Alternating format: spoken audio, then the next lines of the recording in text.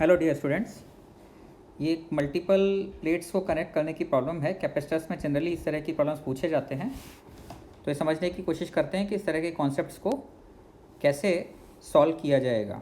Okay, इसमें given है area of each plate is equal to A और हमें निकालना है equivalent capacitance between points A and B. ये हमारे को दो पॉइंट्स ए और बी दिए हुए हैं और हमें यहाँ पर गिवन है 1 2 3 4 5 6 प्लेट्स हैं। इनके बीच के डिस्टेंसेस अलग अलग दिए हैं, D 2D 3D फिर 2D एंड D। तो 1 और 4 को आपस में कनेक्ट किया हुआ है, इसका मतलब ये दोनों सेम पोटेंशियल पर होंगे, और 3 और 6 को आपस में कनेक्ट किया हुआ है, ये सेम पोटेंशियल पर होंगे।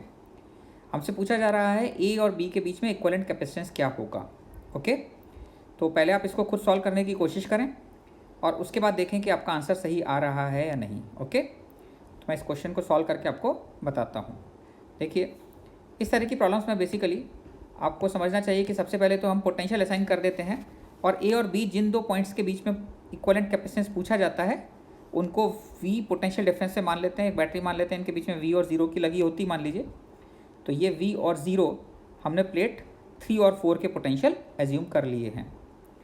यहाँ पर अगर हम देखें तो 3 और 6 कनेक्टेड हैं, इसलिए 6 भी जो है वो कितने पर आ जाएगा, वी वोल्ट पर हो जाएगा, क्योंकि प्लेट्स को आपस में कनेक्ट करेंगे they will be at same potential. और 4 और 1 कनेक्टेड है तो 1 भी कितने पर हो जाएगा, 0 पर हो जाएगा। अब 2 को हम किसी x पर मान लेते हैं, तो 1 2 3 का पोटेंशियल हो गया, 4 का हो गया, 5 का बचा, इसको हम किसी y पर एज्यूम कर लेते हैं। हम ये एज्यूम कर लेते हैं कि c की value epsilon not a by D है, तो हम आंसर c की टर्म्स में कैलकुलेट कर लेंगे। उसके अकॉर्डिंग अगर हम देखें तो 1 और 2 के बीच में कैपेसिटेंस c है, epsilon not a by D. 2 और 3 के बीच में c बाई 2 है। 3 और 4 के बीच में c बाई 3 है, क्योंकि d 2d 3d डिस्टेंस बढ़ता जा रहा है। फिर इसके बीच में आपका 4 और 5 के बीच में c बाई 2 है, और 5 और 6 के बीच में c लगा सकते हैं।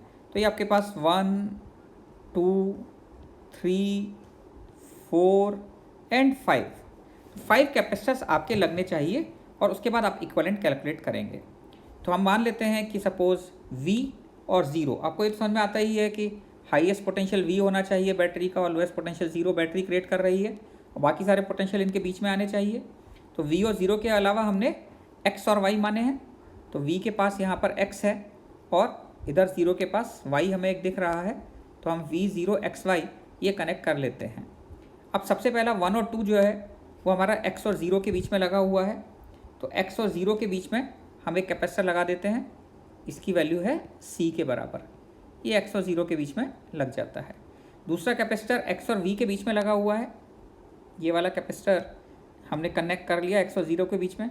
अब x और v के बीच में जो कैपेसिटर लगा हुआ है ये c बाई 2 का है, तो v और x के बीच में एक कैपेसिटर लगा देते हैं।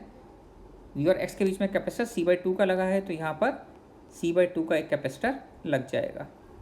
इसके बाद आगे बढ़ते हैं, ये वाला कैपेसिटर किस किस के बीच में लगा हुआ है, ये लगा हुआ है v और 0 के बीच में, तो v और 0 के बीच में एक कैपेसिटर और लगा देते हैं।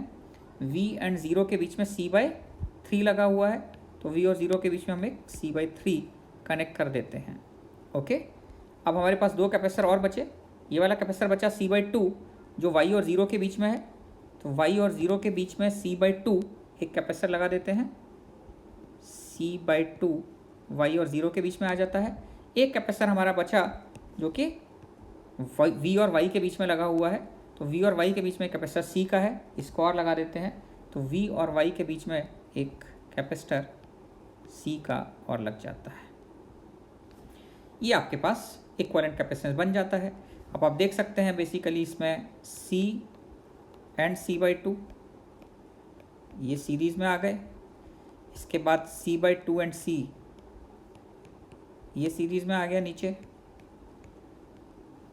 हम इसको और नीचे एक c बाई 3 और रह जाता है। ये आपके पास इक्विवेलेंट कैपेसिटेंस आ जाता है।